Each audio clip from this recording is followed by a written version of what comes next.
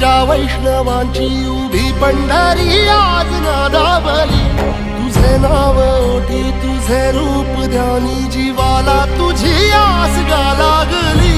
जरी बाप साऱ्या जगाचा परी तू आम्हाले कराची विठू माऊली.